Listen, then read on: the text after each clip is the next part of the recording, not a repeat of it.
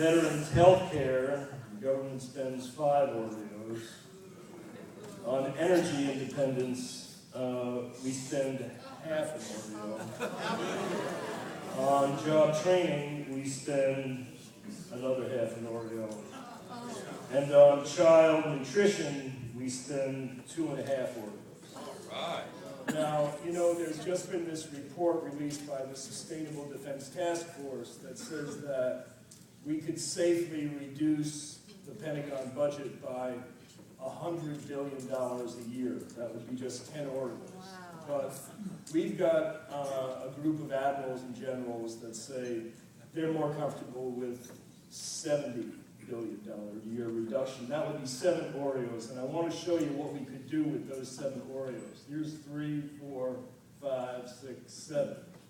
You take 7 off that pile, and if you take 2.5 and put them on K-12 education, that would be enough over a period of 10 years to rebuild all of the schools in the United States and our inner cities that are crumbling and falling apart.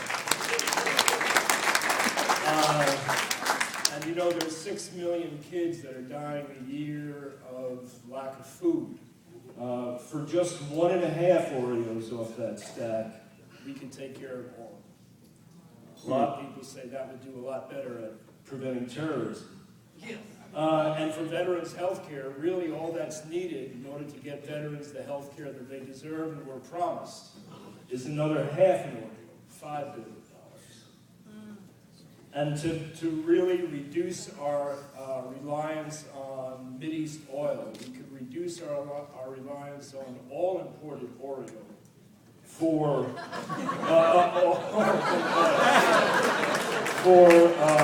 1 Oreo a year over a period of 10 years. That would be through energy efficiency and incentives for hybrid cars. And in terms of job training, we could add half an Oreo and provide job training for another 500,000 people a year that have been laid off. And there's still childhood hunger in our own country. For another half an Oreo, we could take care of all hungry children in the United States, and that still leaves another half an Oreo, $5 billion, for you to guys to never do anything. Now, some people say, you know, okay, we see you can move around some Oreos on the chart, but that's going to leave us vulnerable to our adversaries. Well, you know, the countries now that spend the most, that are not our allies, on their militaries, would be Russia, which spends 7 Oreos. They used to spend exactly the same as us. China, which spends 10 Oreos. And then the countries we're really concerned about, that would be Iran, Libya, Syria, North Korea, Cuba. Put them all together, they spend 1.5 Oreos. So as you can see, we would still have more than enough to take care of those guys after we took care of all those social needs. Now, some people say, all right, but what are you going to cut from the Pentagon? What do those Oreos represent? Well, you guys know, of course, but I want to give you just one illustration. And this is an audio illustration. I want to kind of give you a demonstration of what we get for the $20 billion a year that we spend on our nuclear arsenal. And what I'm going to do is I'm going to drop some BBs in this container. Here's one BB. That represents the equivalent of 15 bombs the size of which blew up Hiroshima. Now I'm going to drop in 6 BBs. That would be enough nuclear weapons to blow up all of Russia. And now I'm going to put in the amount of BBs that represents our total nuclear arsenal.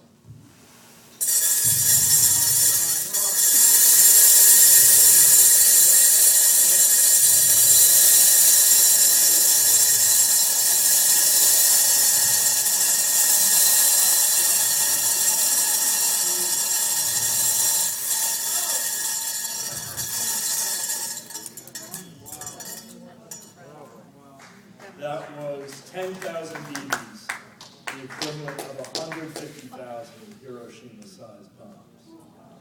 Now, you know, some people hear that demonstration, they're a little depressed, but the upside is that military advisors tell us that we could reduce our expenditures on nuclear weapons by $10 billion a year and still have more than enough nuclear weapons to protect the vital self-interests of the United States.